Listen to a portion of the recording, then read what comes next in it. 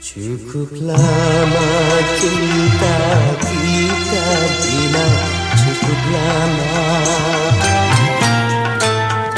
Cukup sudah perjuangan kita, cukup sudah untuk membina mahligai indah, rumah tangga yang bahagia.